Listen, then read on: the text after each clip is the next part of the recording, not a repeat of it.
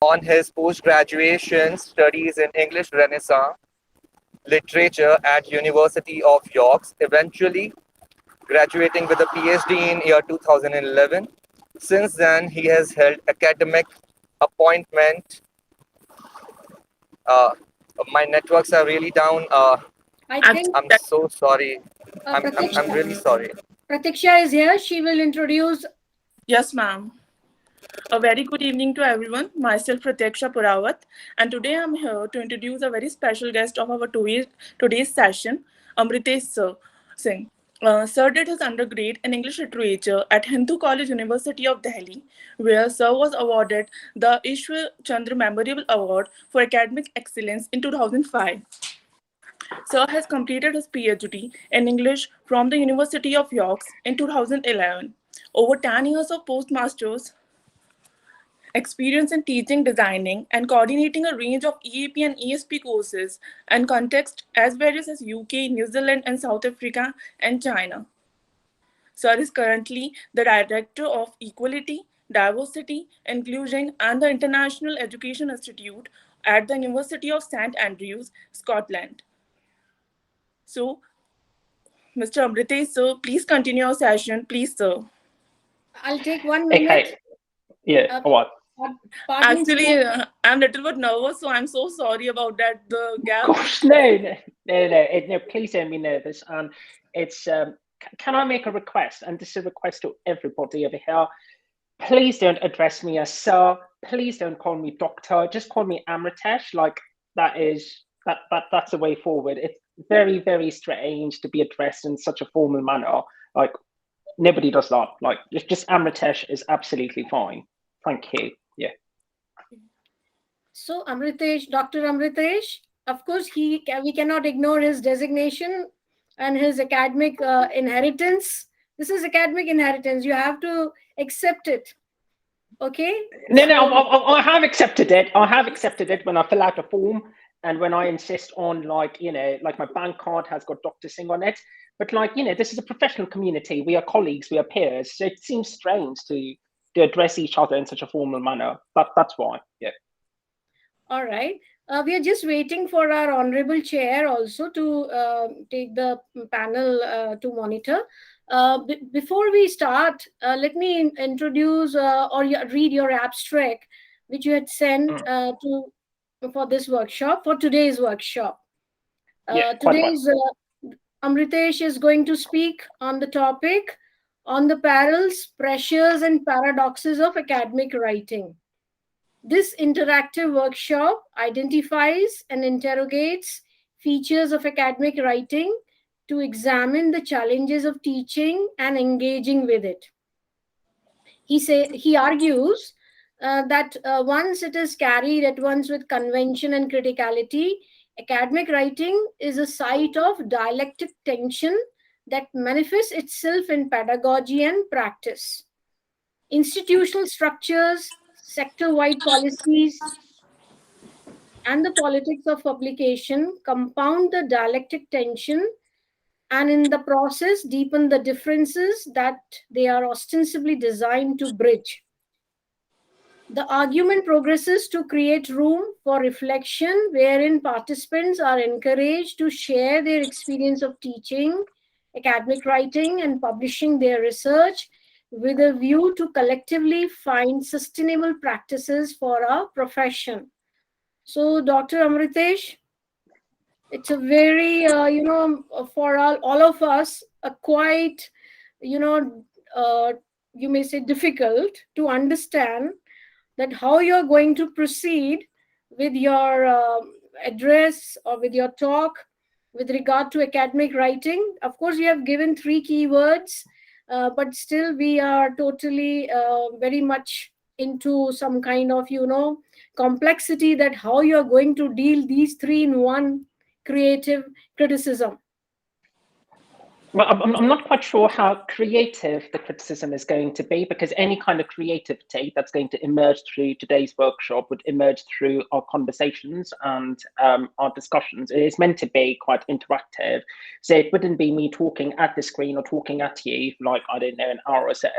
It would be very much something that is collaborative, something that is participatory. But yeah, I mean, to be perfectly honest,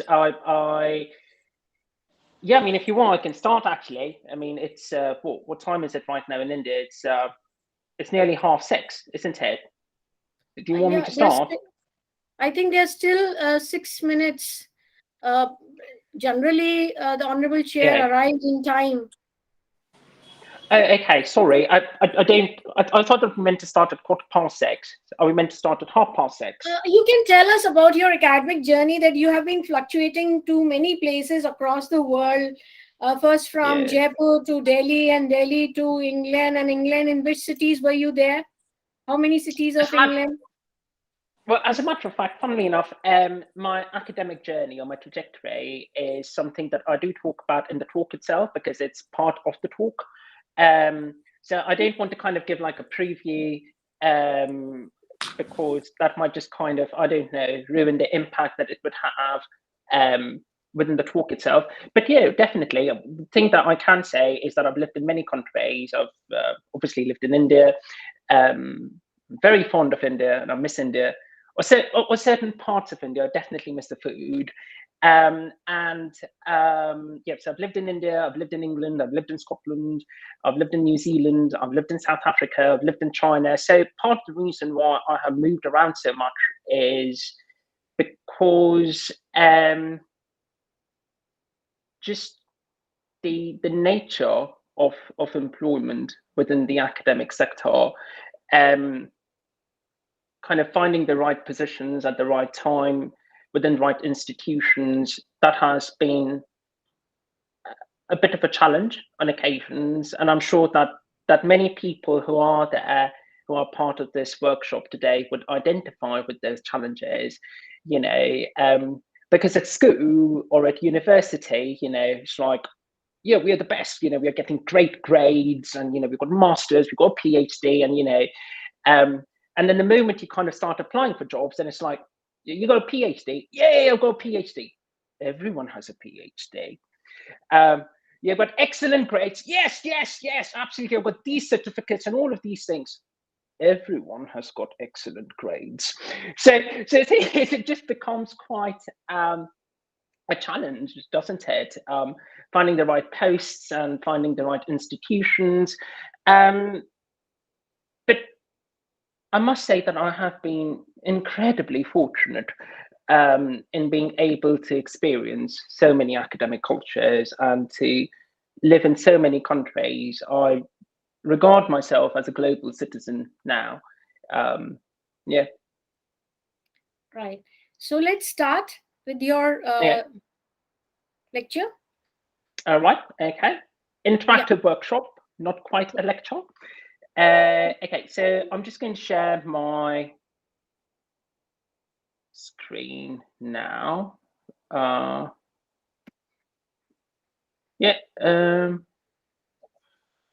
Okay, give me a second. I would have to just make some changes to my privacy settings. I would like to bring into the notice of all of you whosoever attending the class here, that today's speaker, indeed quite young at his age and in his academic career, he's very much young. But the point is to be appreciated with regard to his professional upgradation, is that he has always been looking for a different kind of professional experience with in the field of English language and literature studies. And it is a point of, you may say, enrichment in your professional experience when you take one after the other university and to learn the academic culture, professional expertise, and bring into your space a lot of network of academic fraternity. So here, these things are to his credit. He's been aligned to University of York, University of Southampton, University of Andrews, University of, you may say, from China also. I don't know which, he is not mentioned in LinkedIn, to which university or to which college was he in China before Corona times. He was working there for 1.5 year or 2 year. Perhaps he might have settled there also, but coincidentally Corona brought him back to India and then to shifted him to Europe. So are you ready, Amritesh? You're still continuing. Another aspect of his, very, you will find an enchantment to study his, I think you should go through his PhD thesis, which he worked on the, you may say, on the aspect of Renaissance. And so Renaissance was a period where you will find a lot of historical resurgence as regard to Latin culture, Roman culture. So at that time, the Europe was going through a lot of restoration and reformation. So here he took the thesis with not very lightly. He just worked and worked in England, and therefore he proceeded with his MA in English literature in England itself, and then MPhil, and then for PhD. And then he shifted to first I think his location transnationally was in Australia, most probably Australia, New Zealand, University of Auckland. So we can see that you have got a lot of scope if you once complete your doctorate, and then while doing doctorate you should look for many kind of participations through submitting your abstracts to international conferences and webinars or seminars, right? So here he has come on the screen with his slide on the perils, pressures, and paradoxes of academic writing. Wait. You unmute yourself.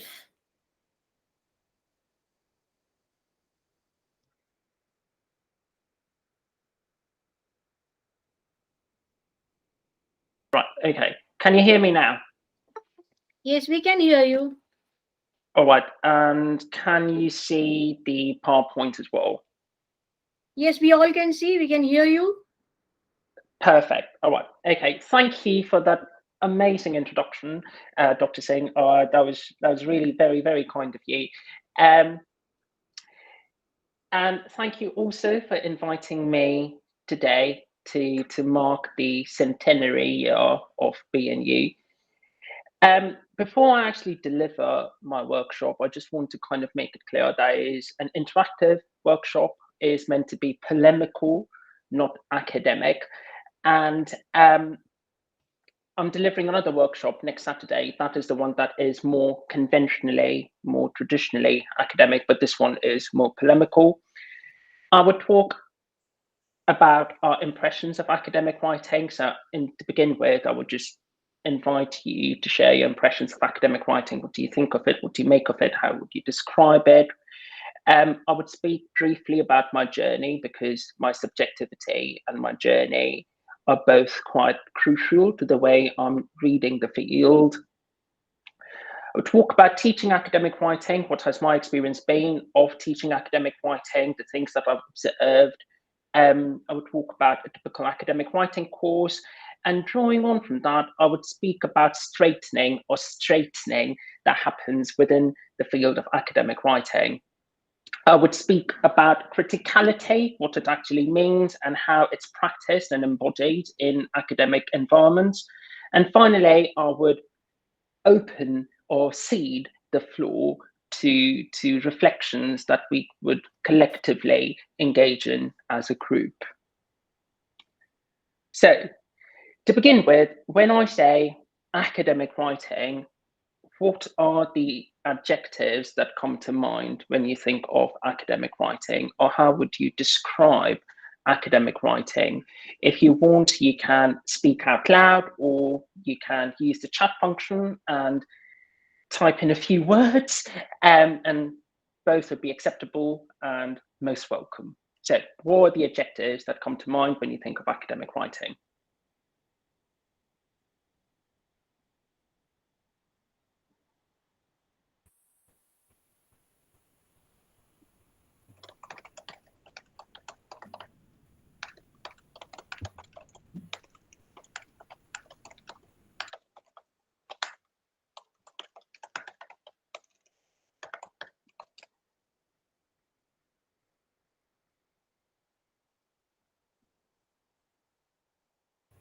Uh, Good evening. I think Hey. academic writing should be structurally very well concise to the point, and the structure should be in such a way that it goes in a flow. The person Okay. shouldn't get confused. So I would All right. say structured would be an adjective. Okay. So Navneet says it ought to be structured. Structured. It should have a flow, did you say? Yeah. Okay. Anyone else? I would like to say a few words. Yeah. Defo. When I think about academic writing, the collectivity, or I should say, to jot down the thoughts, compile. Mm-hmm. So it's a collation of ideas and thoughts. Okay. Yeah, collection Right. of ideas and thoughts. Exactly. Okay. Yep. Cheers, Deepa. Yep. Nice one.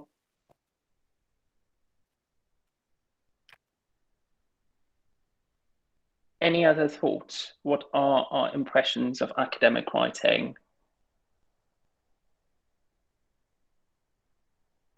It could be an impressive writing also. Leaves Might an impression. okay. Might I ask you to decode what is it about a piece of writing that makes it impressive?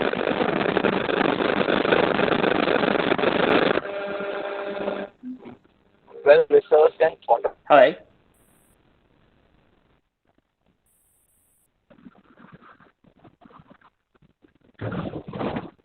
Say again, Ashutosh. It should be well researched. Okay. Yeah, definitely. Well researched.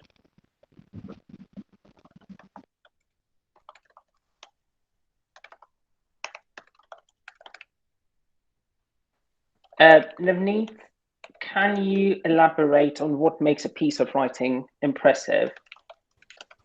I would say that when we are reading something, definitely Yeah. we have our thoughts, and there are thoughts that the writer is trying to portray.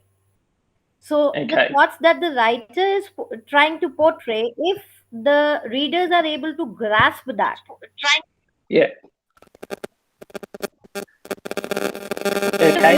So comprehensibility is important. Okay.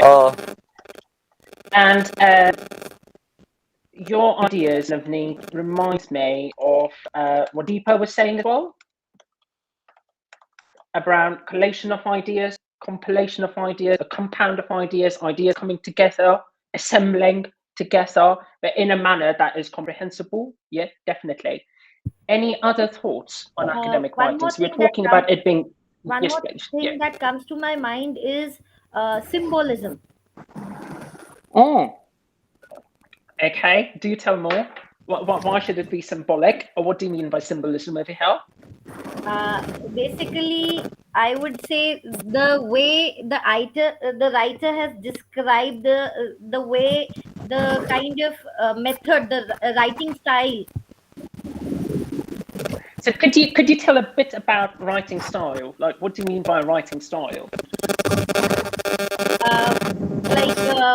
I would say what the thought either the writer is a colloquial. Is he using a colloquial language, or is he using the idioms, the puns, or what kind of a style, or is he following a particular way, a pattern of writing? Okay. Well, it could be colloquial, idiomatic. Yeah, Ashutosh. I'm not very sure how to put it into words, but as T.S. Eliot said in his in one of his essay, mix of tradition best and mix of self-creative, interpersonal. I'm not able to put it on. I'm not able to articulate what I'm feeling, but as T.S. Yeah. Eliot said in one of his essay, mix of the best of the tradition and one's own creative, pouring. I don't know, one's own interpersonal element, best of tradition and best of interpersonal, Okay, so blend of tradition with creativity. And the outpouring that you were talking about, Ashutosh, that reminded me of romantic conception of poetry as, how did Wordsworth describe it? Spontaneous overflow of powerful emotions. So that kind of flow, yeah, absolutely. Would you say that that is more literary and less academic, though? You know, I'm just thinking, you know, is that a feature of literary writing, not academic writing? And indeed, I believe T.S. Eliot, because, I mean, T.S. Eliot is obviously, as a modernist, he's responding to Victorian and Edwardian literary traditions. And that is what he's contesting. He is describing himself both as an inheritor of those traditions and a person who is contesting those traditions and is creating his own style within literature. But it is important, of course, as both you and Navneet have pointed out, the importance of style. What is it that style brings to the domain of academic writing? Are there any other thoughts that anyone would like to share before I move on?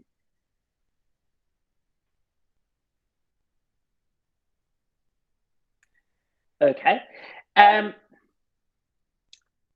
I just check that you can still see my screen? Like my PowerPoint? Yes, we can. Okay, super, thank you.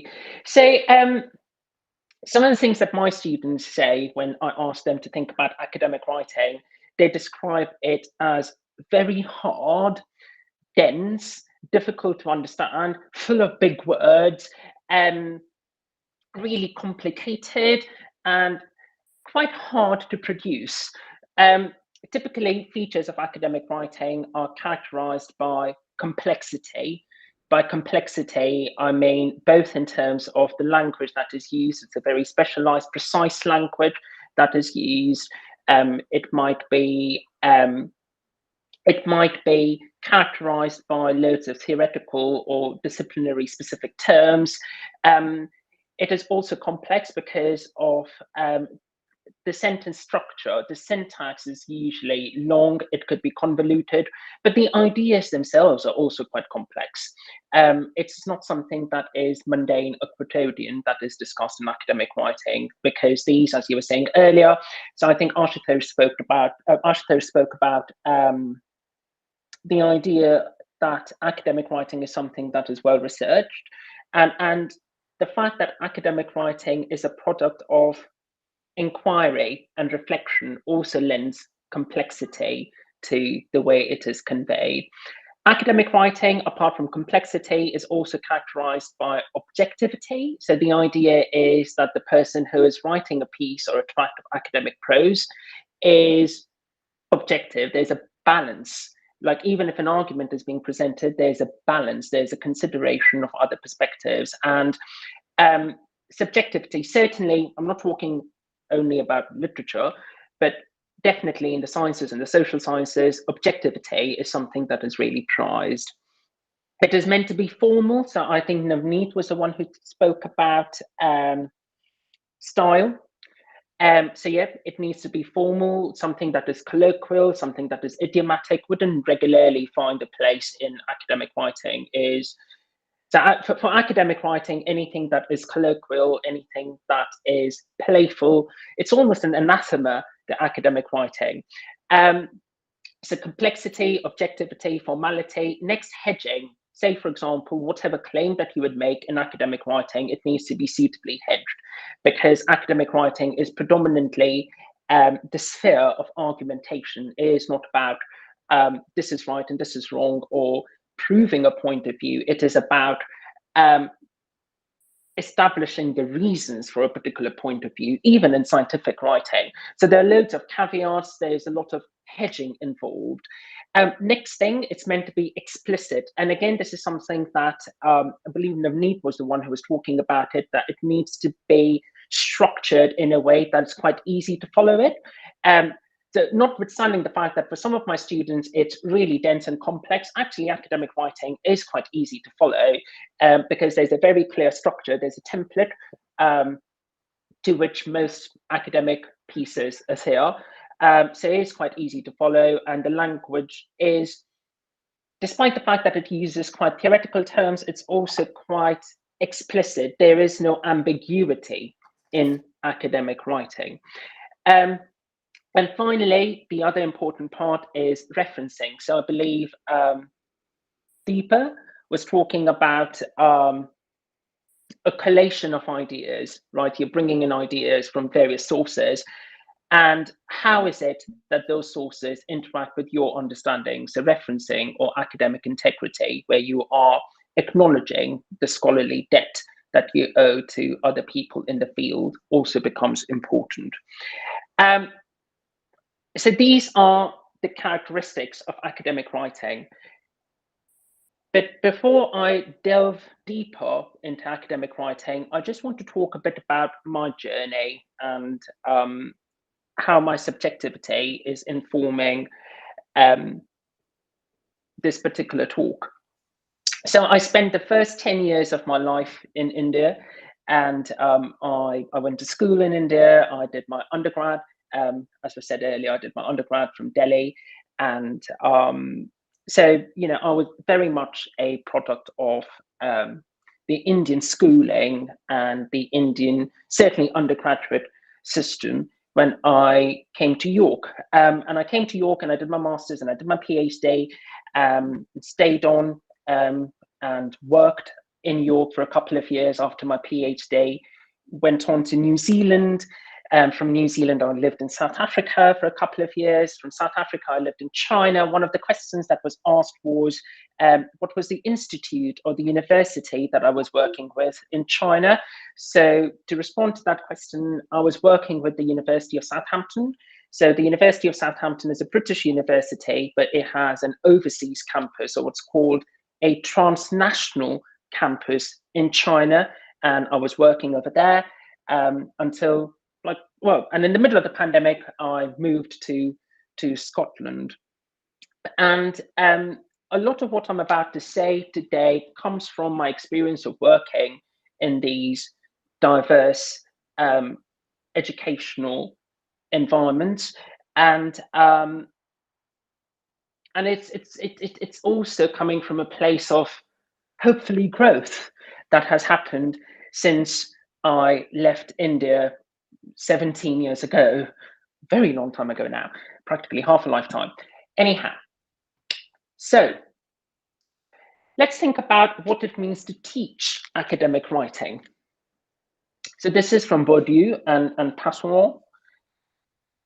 Quote, academic language is a dead language for the great majority of French people and is no one's mother tongue, not even that of children of the cultivated classes. As such, it is very unequally distant from the languages actually spoken by the different social classes. To decline to offer a rational pedagogy is, in this context, to declare that all students are equal in respect of the demands made by academic language.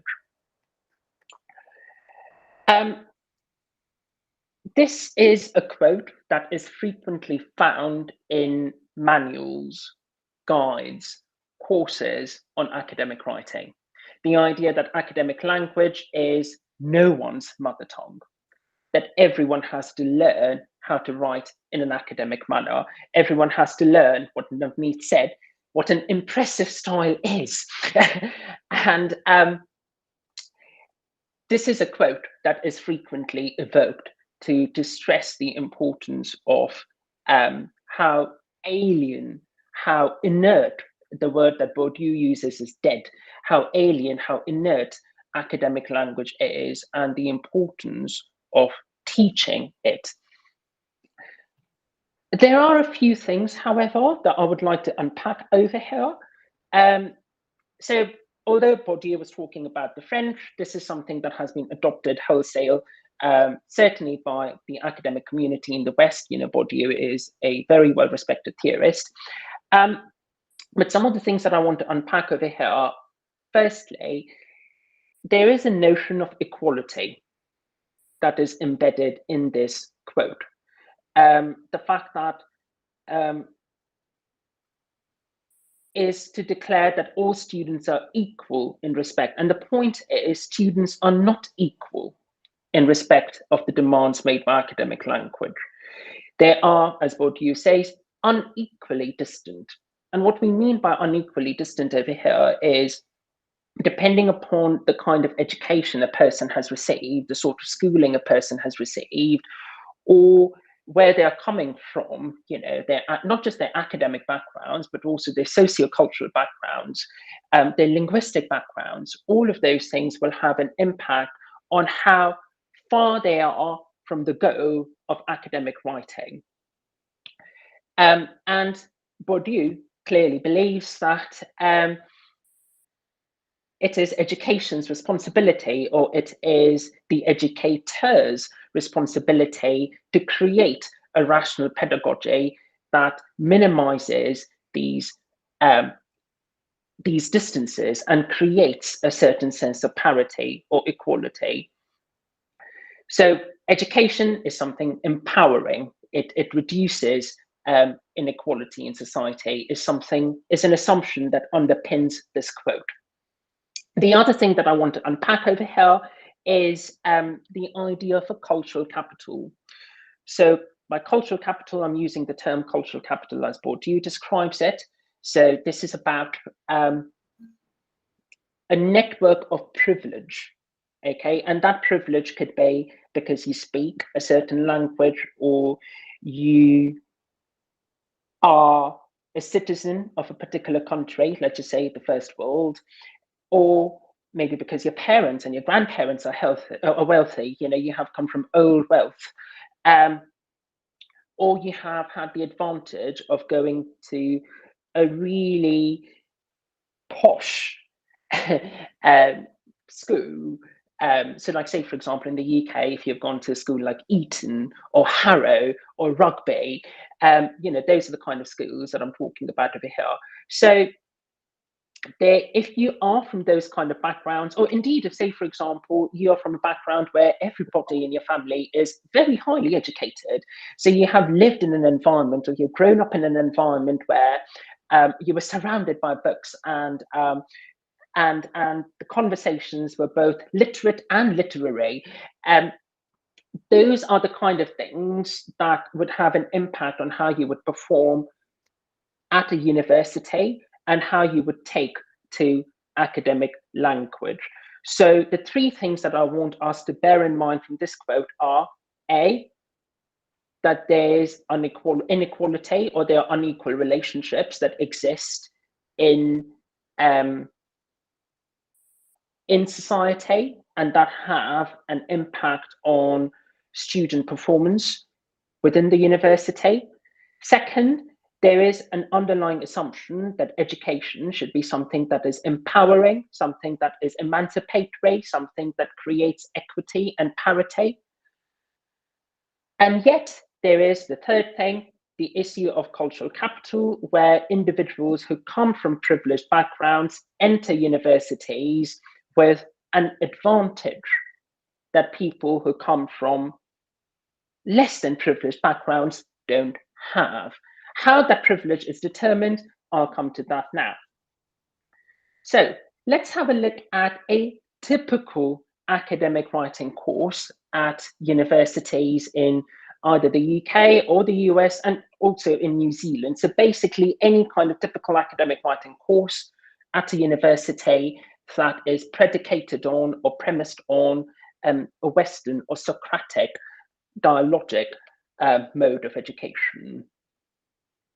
So some of the things that a typical academic writing course would include: it would instruct students on how to structure their writing. So this is going back to what Navneet was saying, you know, it should have a very clear structure. So a typical academic writing course would tutor students into how to write an introduction, how to write a conclusion, how to write a paragraph, what is a paragraph length, what happens in a paragraph, you know, how are certain links between ideas created. So the technical aspects of writing. How to write, that is something that is taught in a typical academic writing course. Once that's done, once students know how to write, they are taught what to write. So the argument or the stance. So this is where things like so somebody, I think it was Amritesh, who said that it needs to be well researched. Deeper said that it should be, it's a collation of ideas. So once those ideas come together, once there's this collection of ideas, once a person has done all of this research, what happens after that? You know, how do you create an argument, establish a position? What is it that you're trying to communicate to the reader? So that, I think one of you spoke about comprehensibility, that it needs to be comprehensible. So yeah, you know, what happens to all the ideas that you have gathered together? How do you present it in an argument? Or how do you establish a stance? And by stance, I mean a position, a point of view, an opinion that is then communicated to the reader. Then use of sources. What kind of sources are you using? Are you using, say, for example, something that you have just taken off Wikipedia? Are you using a blog post? Do you use Google? Are you using Google Scholar? Are you using library databases? What kind of sources are you using? Are the sources reliable? Are the sources current? How are the sources peer-reviewed? Those are the kind of things that you then start instructing, because students need to be trained, or that is the putative understanding of academic writing, that students need to be trained into what kind of sources are acceptable and what kind of sources are unacceptable in a typical academic writing scenario. Next, as I said earlier, referencing and academic integrity. So this is about referencing styles. You might use Harvard, Chicago, MLA, whatever, but the idea is that you acknowledge the debt that you owe to other scholars, and you make explicit how you have developed or extended the ideas that already exist, what you're contributing to the scholarship, or how you're making use of existing scholarship. This is where things like plagiarism, collusion, cheating, ghostwriting, these are the things that are discussed as part of referencing and academic integrity. And then finally, register. You know, it needs to be something that is formal. It cannot be colloquial. It cannot be idiomatic. It can't be proverbial. It can't be poetic. It can't be lyrical. It can't be sentimental. It can't be emotive. There are loads of can'ts. What is it that you can't do when you're writing in an academic register? It needs to be quite formal. It needs to be quite proper. It needs to be empirical. And one of the ways in which academic writing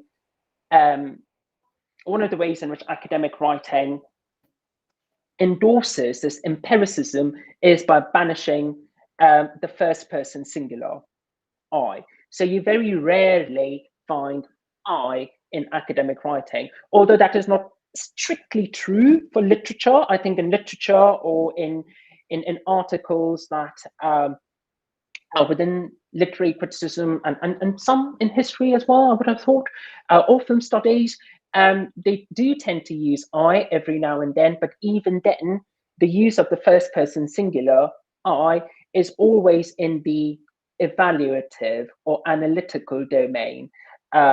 I would argue, or I discuss, or I investigate, I examine. Very rarely would you come across in academic writing, in published academic writing, constructions such as I think, I feel, I believe, in my opinion. These are not the kind of constructions that you would find in standard academic writing. So these are the kind of things that are usually part of an academic writing course. Now, some of the things that really interest me over here is, A, when is it taught? When is it that a typical academic writing course taught at universities? So usually within the UK, you would have an academic writing course being taught at first year, and it could be first year, first term, or depending upon the course, it could be a year-long course, it could be a term-long course, but it's usually in the first year. In the US, for example, and not just US, even in Canada, so North America in general, you would have such courses being taught as, what do they call it? Freshman, freshman year, and they are called composition courses. So that's a very quaint word, composition. We don't use composition anymore in the UK. We use the word essay, but I remember when I was growing up, when I was a little child, in Dehradun, we would use the word composition. You know, you have to write a composition. We wouldn't really use the word essay. So that quaint word composition is still used in North America, though not so much so in the UK. But these courses are typically taught at first year level. On occasions, they're also taught before masters. So, and if they're taught just before somebody is about to start a master's degree, it is taught to people, or it's taught to a student body that is coming from overseas. So I'm talking about international students. And over there, it is taught to, it's taught as part of a pre-sessional skills program. So the idea is that you have these international students who are coming from different linguistic and educational backgrounds, and they might not be familiar with academic expectations within a British context or within an American context, and therefore they need to be trained in it. And the idea of training is important. They need to be trained in it. And one of the ways in which you would train them is by doing a very quick 3-week, 4-week, compressed, condensed, intense academic writing course. So that is who it is aimed at. So it's not usually aimed at students who are home students. Okay, so by home students, I mean students who are part of the academic culture in which they are entering into the university, because school structures in the UK and in the US usually do train students, their pupils at school, to bear the burden of university expectations when they are doing their undergrad. So what we see over here, that usually academic writing courses become a way in which there is a category of the other that is created. The other is someone who has a different linguistic identity, or the other is someone who is coming from a different educational background. So even say, for example, in home students, so in the UK, for instance, we do offer academic writing courses to students who are coming from what we in the UK call non-traditional backgrounds. But what I mean by non-traditional backgrounds, these are students who are either returning to education after a very long time, so they might be mature students, maybe they dropped out of education because of some reason, and now they are in their 30s, their 40s, and they're returning to university to do their BA, and they need that kind of training. Or these are students who come from disadvantaged backgrounds, and they may be disadvantaged because of their ethnicities, because of their economic backgrounds. So these are the students who would have gone to what we call a state school or a local comprehensive. So not private schools, okay, not fee-paying schools, but schools that are offered, that are run by the state. And therefore, the idea is that the quality of education in state-run schools isn't that good, and therefore they need help. These students need help. And then the final category of students who are from non-traditional backgrounds are students who are possibly the first person in their entire family who is going to university. So their parents haven't been to university, their grandparents haven't been to the university, their cousins haven't been to the university, their siblings haven't been to the university, they just left school at 16 or 18. And these students, the ones who are coming to us, are the first people in the family who are enrolling themselves on a degree program. So these are students who are called non-traditional students. So an academic writing course although it is meant to, if we remind ourselves of what Bourdieu said, it's meant to create this sense of equality, actually ends up creating the category of the other. Ooh, you are taking this course because you come from this country and you don't know how to speak English, do you? Or, oh, you are doing this course because, you know, you basically come from a family of illiterates or people who didn't go to university, and that's why you need it, right? Or, ooh, you need to take this academic writing course because you didn't go to a really good school. I went to a really good school and I was taught these things at school. So I don't need to take this course, but you need to take this course. So instead of creating that sense of equality that Bourdieu talks about, academic writing courses and the way in which they are administered end up creating the category of the other. Alongside the way in which these academic writing courses are taught, they are taught in a manner where we have templates.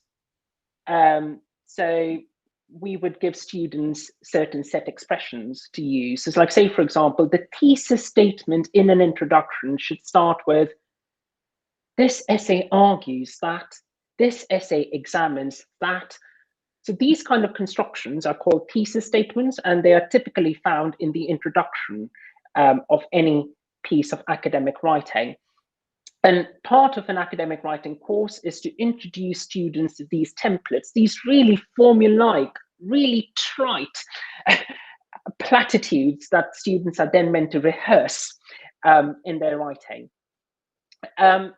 You also have these things called academic word lists. So you give students these lists of words that are typically found in academic writing. And these are words that are what some of my students would call difficult words because they're Latinate. By Latinate, I mean they owe their origin in Latin. And so like, say, for example, instead of saying a word like charity, you would find the word, eleemosynary. And we're like, what is that? Eleemosynary.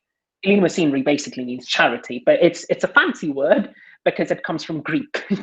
So you would have these word lists that would introduce students to these kind of words that they would find in academic writing. My issue with this is that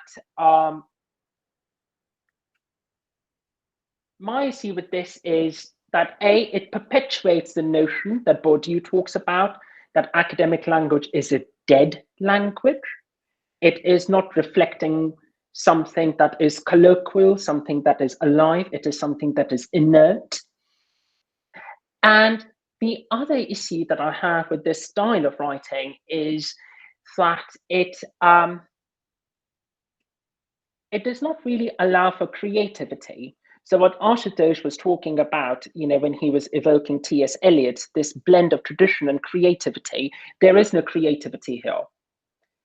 This is the structure, this is how you're meant to write, and you kind of stick to that structure. And it's really weird because at one level, academic writing is meant to communicate research. It's meant to communicate original thought and original ideas.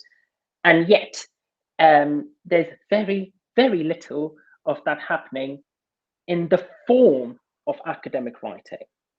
So even though the function of academic writing is to communicate originality, the form of academic writing doesn't really leave any room for that.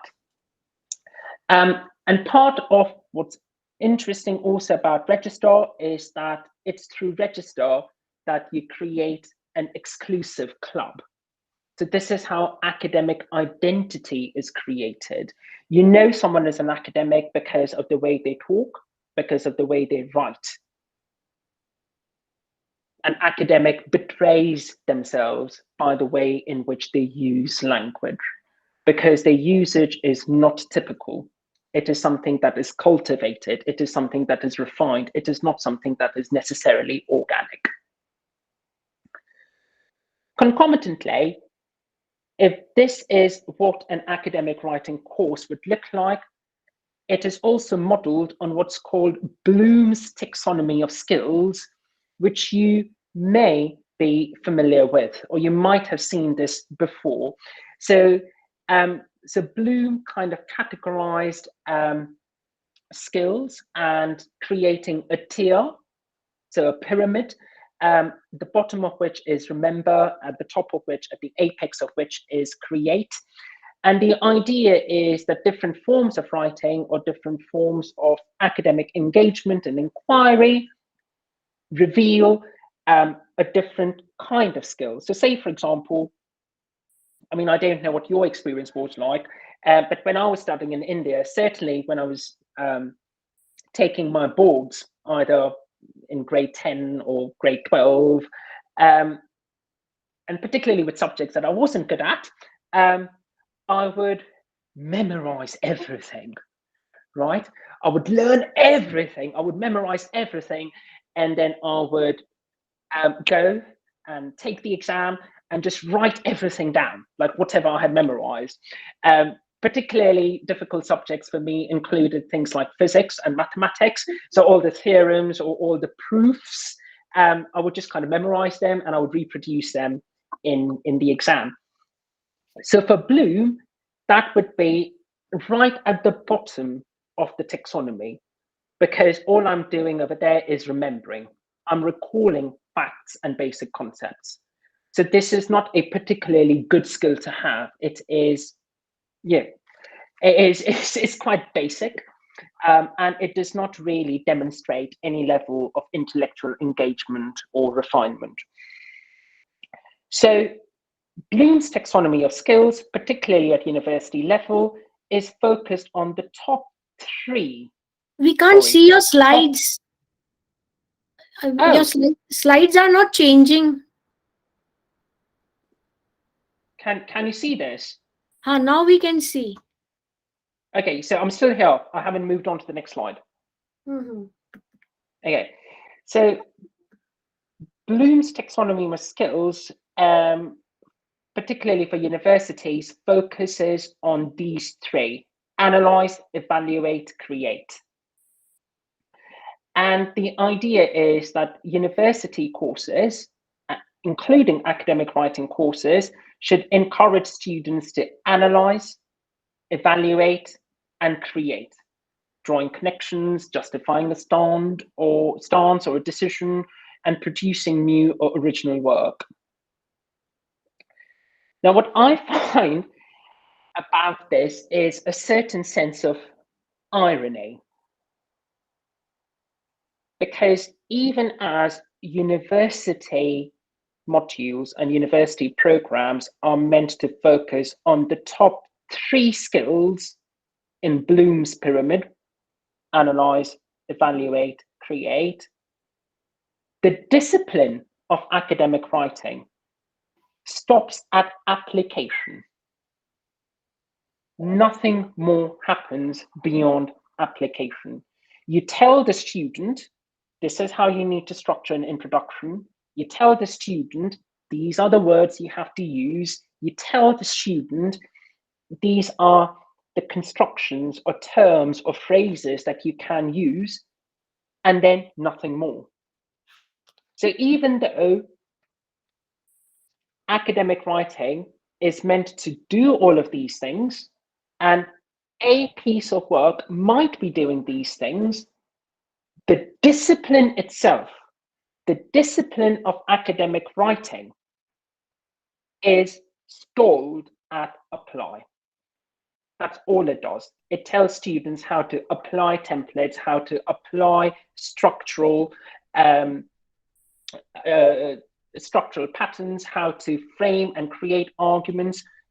That's all it does. It gives them the tools. By them, I mean students. It gives students the tools to then apply to their writing. There isn't any metacognition happening. There is no reflexivity that is happening within the way in which academic writing courses are taught. Alongside that, my other issue is with straightening or straightening that takes place within academic writing courses. So what we have in front of you, can I just check you can see this visual? Yes, we can you see. All right, super, Yes. thank you. What we have over here is a visual representation of how argument or how writing takes place in different languages and therefore different cultures. So English academic writing or English writing in general is quite linear. It's very straightforward, it's very linear. And even writing that is not linear is actually an act of rebellion or defiance, which of course is what stream of consciousness, which, you know, the modernists and particularly the Bloomsbury School are most famous for. It is in defiance of, it's rebelling against precisely this mode of linear form of writing. Excuse me, sir. Now this form of, hello, yeah? Sir, the slide is still at Bloom's taxonomy. Oh, okay. This is very strange. Give me a second. Okay, can you now see the... Yes, sir. All right, super. Thank you, Navneet. Right. So basically, English writing tends to be quite linear. And as I was saying, even the forms of writing that are not linear, that are, say, for example, circular, or as the modernists would have it, you know, Joyce, Virginia Woolf, most famously, stream of consciousness kind of writing, those forms of writing are actually rebelling against this very prescriptive, again, very traditional mode of writing. But I'm not interested in what, at the moment, what James Joyce or Virginia Woolf do. What I'm interested in is the impact it has on students who come from different linguistic and cultural backgrounds. So somebody, you know, who is coming from the Far East, so I'm talking about a student from mainland China, from Korea, from Vietnam, from Thailand, their mode of writing, their way of arguing and presenting a point would be through these kind of spirals. Somebody who is coming from, say, for example, Spain or Italy or France, basically Romance languages, their mode of writing would also be a bit, not necessarily as zigzag as an Arabic form of writing, but it would be a form of writing that meanders. You know, it's far more meandering.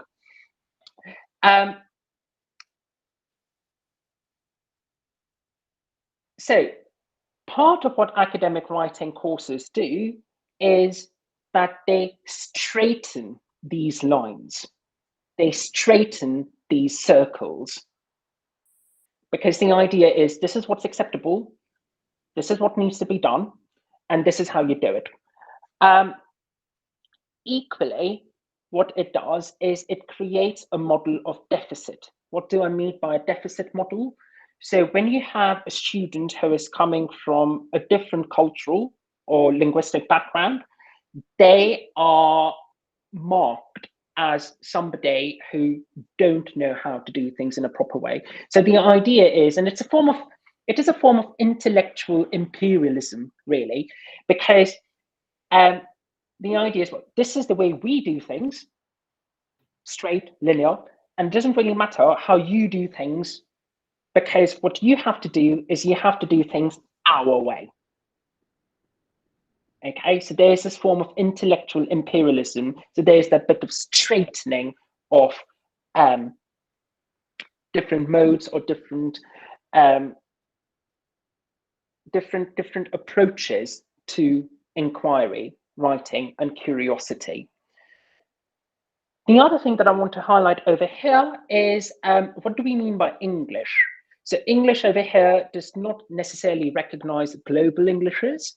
It is very much kind of like a British, North American form of writing.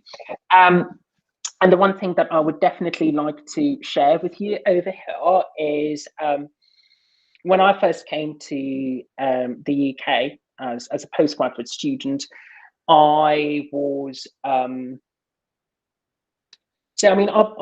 I was a fairly bright student at school and did really well at university, but my style of writing was what people would call more creative writing.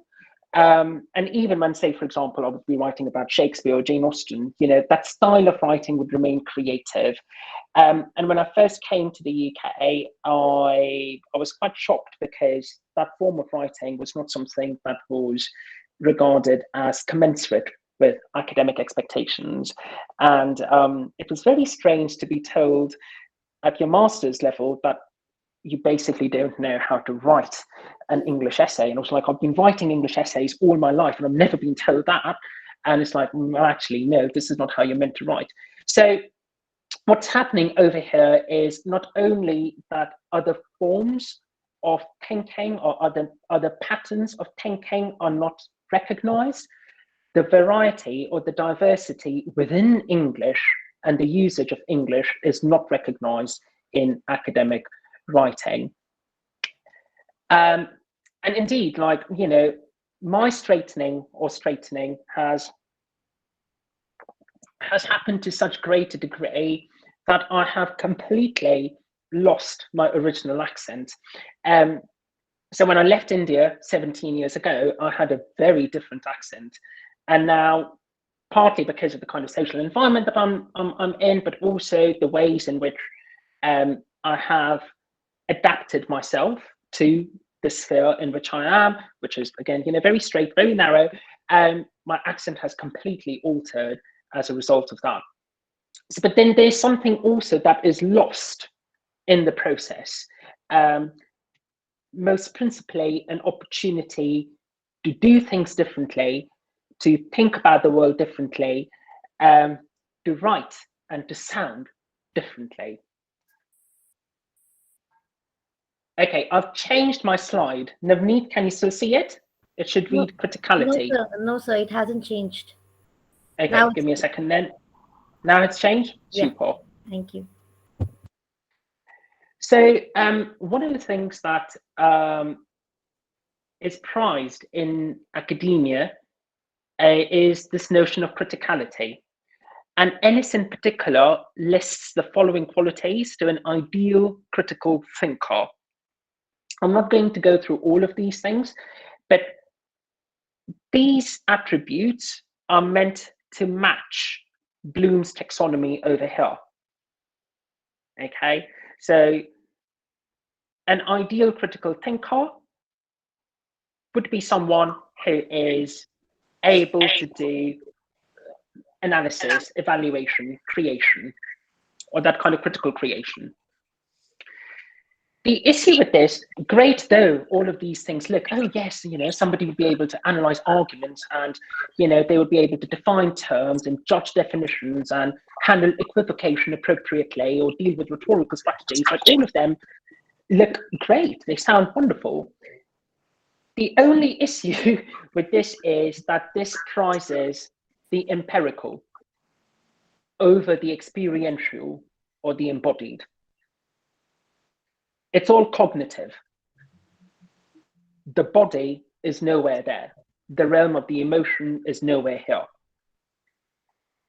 And these have massive implications on representing identities and subjectivities that are disempowered or marginalized. Not to omit the gendered nature of rational versus emotional, masculine versus feminine. So much so, Navneet, I've changed the slide again. Can you see it? Yes, sir. Right.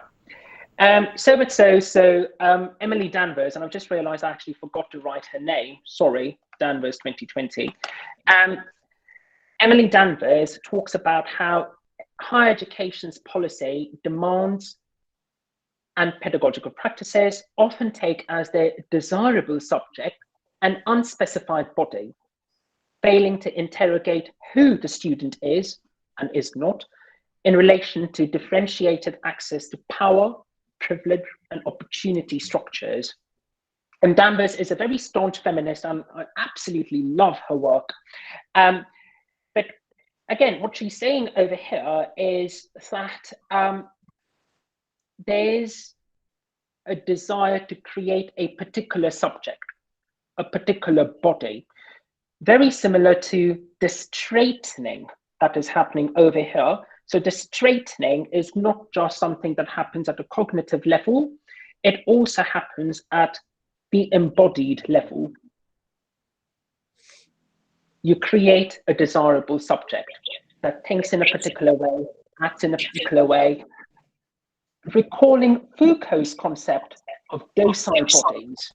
So Foucault talks about a body that is docile is one that may be subjected, used, transformed, and improved. And for Foucault, one of the things that is really important is the idea of training.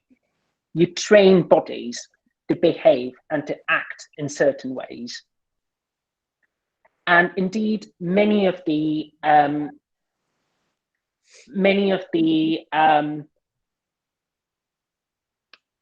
academic writing courses talk or describe themselves as opportunities for training, or they are pitched as these modules or these courses would train students in. So it's very much about training. It's very much about conformity. It's very much about here's a norm that you have to stick to. And this desirable subject and this docile body, Sarah Emmett talks most famously about this body being white and male, and therefore stale. So white, male, stale. That is the body that is prized. That is the way of thinking that is prized. And which is why I'm saying that although for Bourdieu, the rational pedagogy is one that bridges or creates a certain sense of parity and equality, the way in which academic bodies or academic writing courses work, they're all about disciplining the body and straightening thoughts. Finally, the point that I want to make is about university as an ideological state apparatus. So this is where I am referring to Louis Althusser. So an ideological state apparatus is an apparatus that, okay. So according to Althusser, the state and the ruling class of the state exercises its powers through two separate apparatuses: the repressive state apparatus and the ideological state apparatus. The repressive state apparatus punishes unruly subjects, unruly citizens, when they do something that goes against the interests of the ruling class. Repressive state apparatuses would include the police, for example. The military is another example. So these are forces. So if you don't toe the line, if you do something that is unruly, it could be something as simple as a protest. The repressive state apparatus would immediately kick into action to make sure that that is stopped. An ideological state apparatus is an apparatus that makes sure that citizens are programmed, I would use the word brainwashed, are programmed or conditioned into serving the interests of the ruling classes. So they don't actually go astray.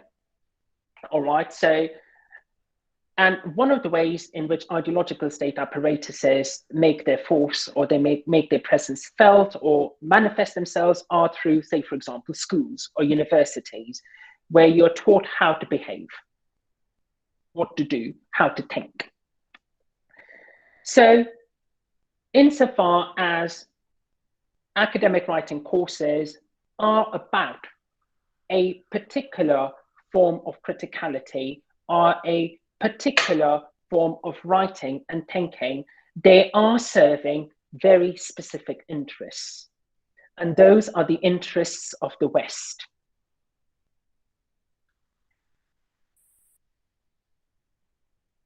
and not just the West. Sorry, I should also give a caveat: white, male, and as Sarah Emmett would say, stale. This is where I would like to open the room to any questions or any reflections. And these are some of the things that we can reflect on. To what extent is academic writing determined by models of civic identity that are particular to certain classes and nations? What impact does this have on global knowledge economy? What are the specific markers of academic writing or identity that reveal differentiated access to education in your context? Is it class? Is it socioeconomic background? Is it caste? Is it gender? How may academic writing make room for global Englishes, assuming it should? How do we create equity in academic writing? How do we formally recognize the experiential and the embodied within academic structures and therefore forms of writing? And if you have, or if you've tried to, what has your experience been like with publishing with international or prestigious journals and publishing houses? Do you feel that there is a bias or a prejudice in operation over there because of the way you write or the way you present your arguments? So yeah, open to questions and reflections. Thank you. Very wonderful and impressive presentation, Dr. Amritesh. I would like to ask a question that generally rotates in my mind. How can we become an effective writer by following and pursuing academic writings? Okay, so one of the ways in which you can do that is if, say, for example, Amritesh, would you like Yeah. to take all the questions one at a time, or shall we ask participants to first air their views so that if Okay. there are questions overlapping, then maybe you can take it together? Okay. well, you are the chair, so I'm entirely at your mercy. So do as you Amritesh, please. I am glad you have said you are at Sorry, my at your mercy. because now you are at my mercy. Yes, most I- certainly. I disagree with your paper, entire paper. Why? Okay, that's great. Yeah. Reasons. I will tell you the reasons. You see, your account that you gave, which I was jotting down continuously. Now, look at this line. Education is empowering, Hmm. and then you said education is emancipating. Okay. Your words, okay? Hmm. To be empowered, but I will not be emancipated. Can I just say, no, One can I minute, just, let me conclude. I may be empowered, but I may not be emancipated as far as the academic writing is concerned. Okay? My style may be, to quote you, an impressive style, but there would be nothing alien or innate in it because it would not be a dead style. This is what you said. Academic writing is a dead, innate, alien. I was writing down these words. Now, no, why I said I disagree with you, sometimes in the course of my academic writings, I write with an open mind. So my mind is a clean slate where words come in. So no words are doctored, no words have any connotations attached to it. But since you teach this course, maybe you can correct me, maybe.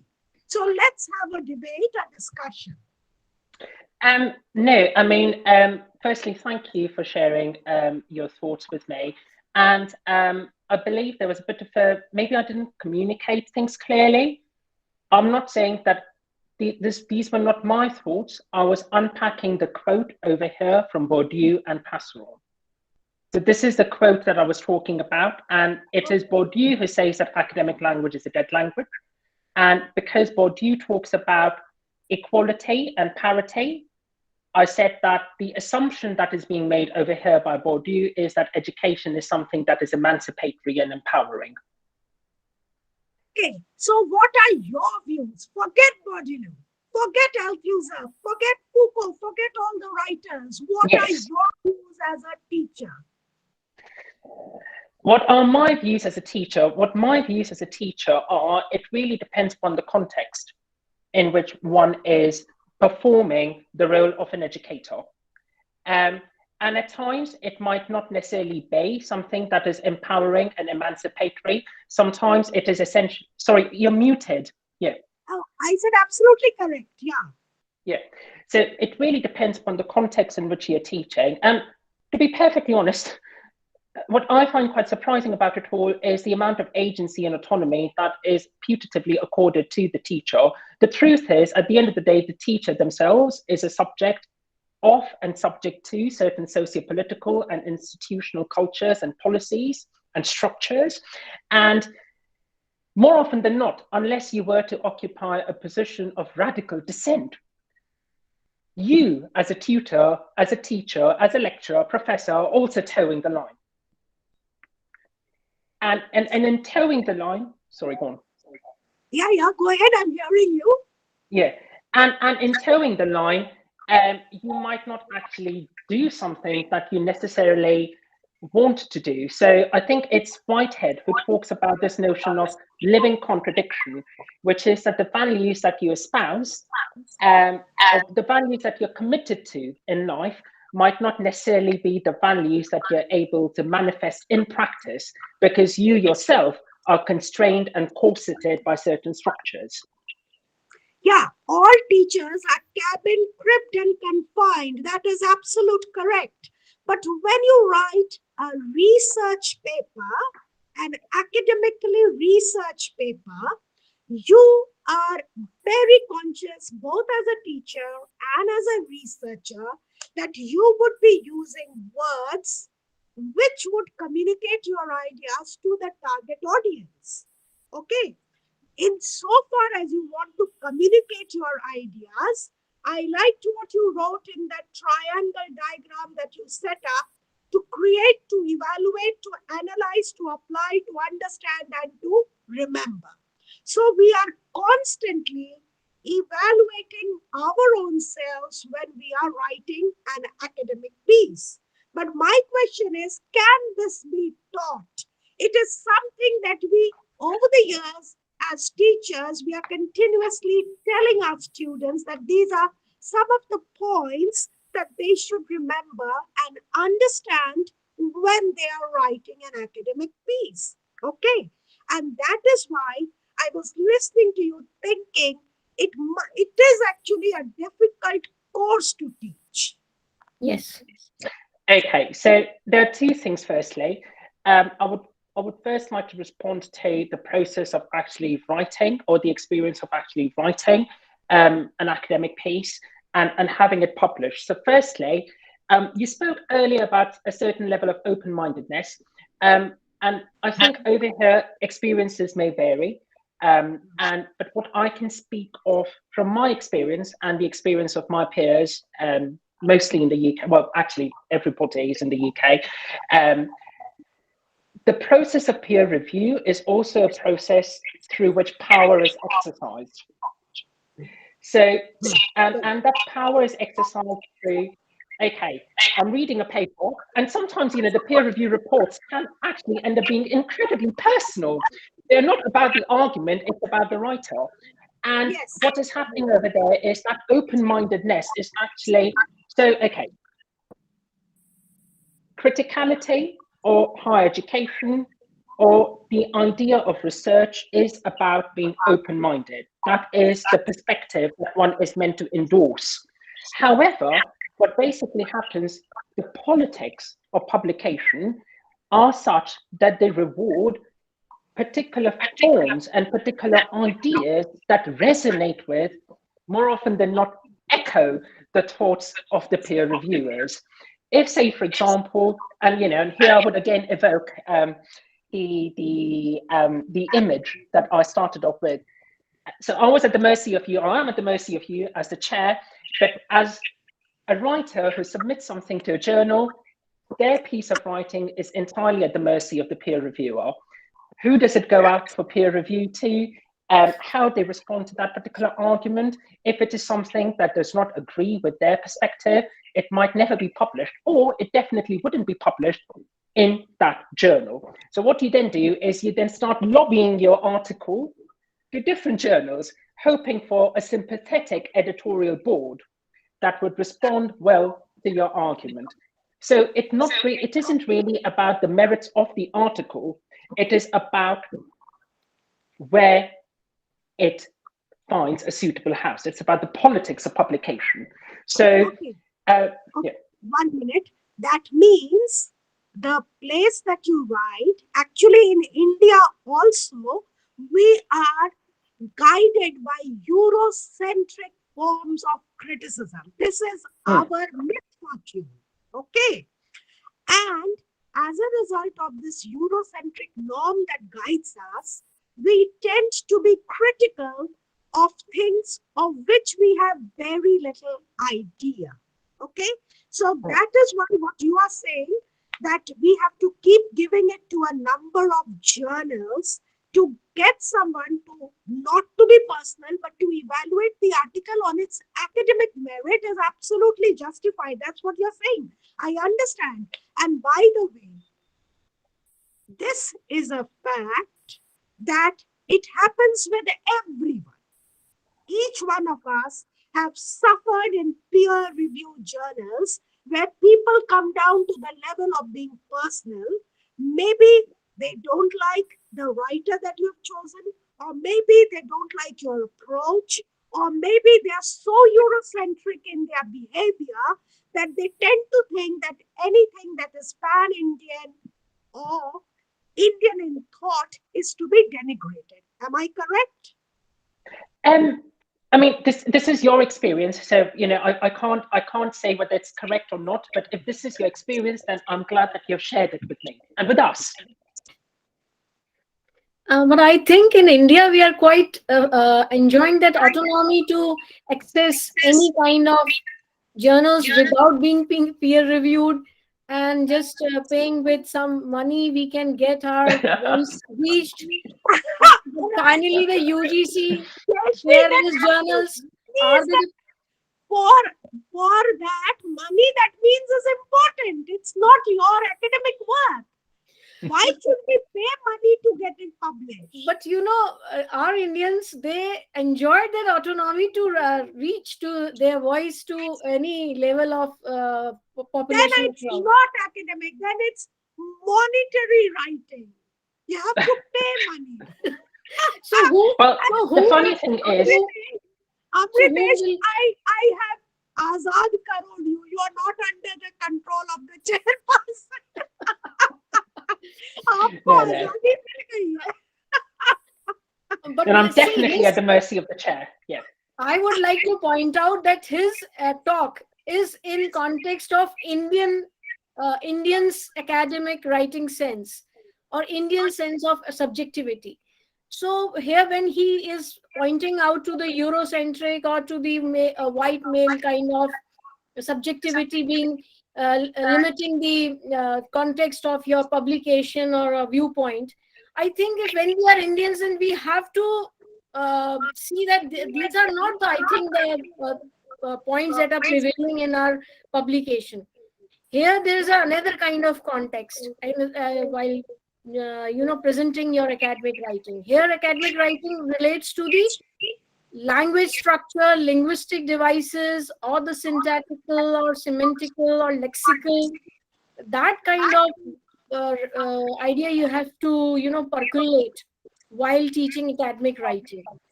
No, Jayashree, you see, the argument, the stance that you take, that also determines to which order are you following, what Amritesh had said earlier also. You see, how reliable are your sources, to which discipline do you belong? That is, to a social structure laid down either by the caste or the class or the community, because we are essentially all sites. You see, They are all spies, and on our minds comes our cultural upbringing. He did mention that cultural criticality, okay? That how Yes. culture also affects. But what I was also saying, absolutely, I completely agree with you. And the other thing, just to sort of throw into the mix is, so you spoke about argumentation and you spoke about taking and then establishing a stance. All of those forms of writing, irrespective of who is doing the writing, all of those forms of writing celebrate the empirical, celebrate Yes. the rational, and there's very little room for the embodied or the experiential. And these are not new debates. I mean, like, say, for example, Sisu or Irigaray, your second wave feminists were also talking precisely about this, how the body is not being acknowledged. I mean, they were talking more specifically about the female body. I mean, the Laugh of the Medusa is one of the seminal tracts that is talking specifically about the form of writing that is prized and the form of writing that is dismissed.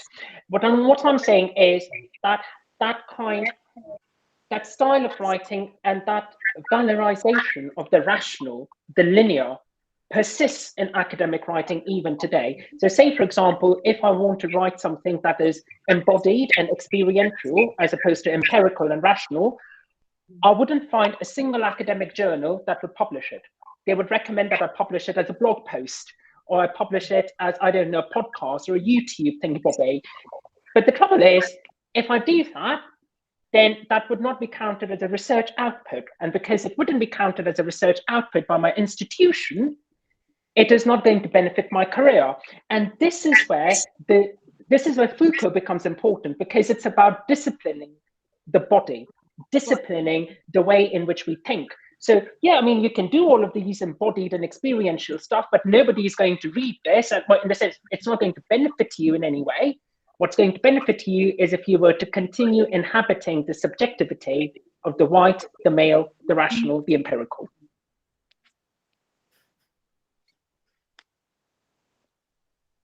Having said that, all the stuff that I've published, basically, it's a kind of writing. So, but I'm denigrating anybody it else? because that's what's published. Yeah. Anybody else wants to raise a question to the speaker? Sorry, can I just respond to Deepa's question? So Deepa, I think you asked me, how can academic publications be used to May I repeat the question? teach academic writing? Yeah. Yeah, you are absolutely right. The same, does it mean how can we become an effective writer, especially research paper writer, in reference of academic writing, the regular practice? So I would say the best way to do it, firstly, choose an article that you really enjoyed reading, that you felt was powerful, was impactful. So it shouldn't be something that you find difficult or complicated that you were not engaged with. It should be something that has not just captured your attention, but that has captivated you, that has entranced your senses. That is the article that you need to do. So you choose that article, and after you have chosen that article, don't look at what has been written. Examine how it has been written. So don't look at the meaning, look at the form. And what I mean by that is you would have to do a meta-analysis of the article. So firstly, do it more globally. I would start off with, if the article is divided into sections, what exactly is each section doing? What is the point of each section? What is it that each section is communicating? And how is it that sections build on each other to arrive at that crescendo? Okay, so that's thing number one. Thing number two, once you have done section by section analysis, the next thing I suggest that you do is you look at the argument paragraph by paragraph, and you reverse engineer the paragraph. What is the main point of this paragraph? What is the evidence that has been given to support the point in this paragraph? How has the evidence been evaluated? How is it that ideas across different ideas in other paragraphs being created? Okay. Once you have done that kind of reverse engineering of the paragraph, then you look at the sentences, okay? So you look at each sentence, what is happening at each sentence level, okay? What kind of language is being used? Is there any particular way? So, and this is where you would like, okay, how is it, so the technical word for it is cohesion. How is it that cohesion is created across academic writing? So we are looking at particular words, particular phrases that create relationships between and across ideas. So that's the next thing that you should do at sentence level. That's what I would say, you know, that's the way. And if there are particular forms, if there are particular styles, if there are particular words that you think have been used beautifully or particularly evocative, embrace them, adopt them. Okay. That's really a very great answer that I got from you, Dr. Amritesh. I'm really Amritesh, just Amritesh, not yeah, Amritesh, I'm really thankful. I would like to request Dr. Jayashree ma'am, if we get the recordings of all the sessions, so it will be a great pleasure for us to learn and listen and a recall and recap of the memory of the session, if it is possible. Deepa, I think Jayashree will upload it on the YouTube. And Amritesh, would you like to share your PPT with all of us? Certainly. How would you like me to share it with you? Do you want me to email it to you? Do you want me to email it to Dr. Singh? I can do that. Maybe you could email it to Dr. Singh and she would, forward it to us. Defo, no problem. Thank you so much. But jokes aside, it has been a very good lecture. And also, this is a perspective that can and shall, I think, benefit all of us. We are actually very grateful that you agreed to come here and talk Oh to my us. God, no, I'm the one who's grateful. Good grief, absolutely not. No, just you're embarrassing me. No, oh my God, no. No, that's jokes aside.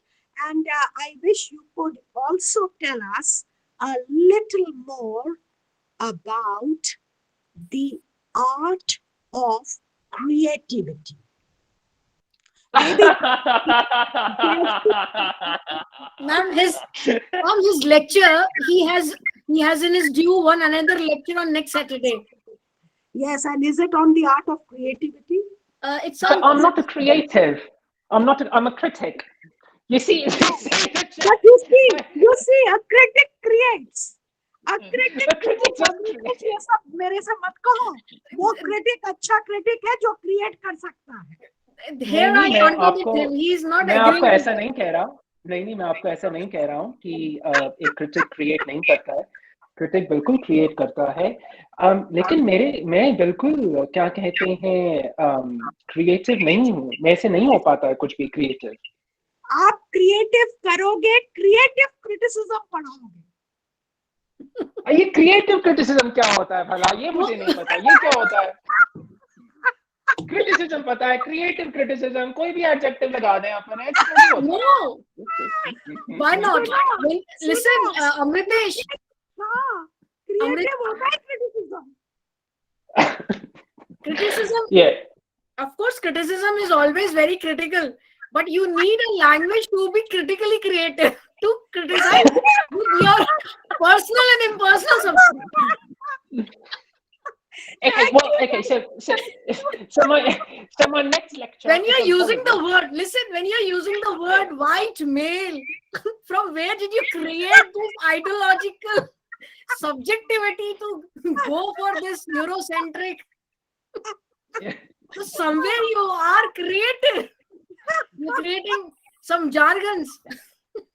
No, but that actually, that particular term, white male and stale, that comes from Sarah Emmett's study. But no, next week I'm going to present on Bollywood, and hopefully there would be some element of creativity over there, but just purely in my approach to it. But we'll see. Yeah. Next Thank session is very interesting of his. It is twist and textuality. Yeah. This is the title of his next session that he would be on 26th February. Yeah, a week today. Yeah. Okay. Yeah.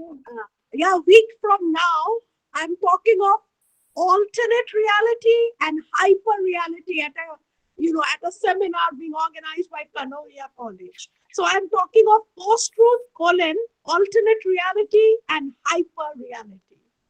That's really interesting. When is that? That's on the 26th at 3 o'clock. At 3 o'clock. Indian time. Okay. I'll have to check my diary. I'm not sure what I'm doing at 3 Will o'clock. it be virtual or offline? It's virtual, it's online. Okay, so is there in the brochure the link, Google Meet link? In the brochure is the link. So my topic is to tell the truth or not to tell it, alternate reality versus hyper reality. Amritesh, I have posted in the group of which is with the 12 to 27 February. In that group, she has posted the brochure. Okay? Okay. WhatsApp group. All right. Cheers. Thank you. Yeah. Okay. Thank you. Bye-bye. Bye-bye. Everybody is happy to see you. Yeah. I'm delighted to see everyone as well. Yeah. Good. Thank you. Bye-bye.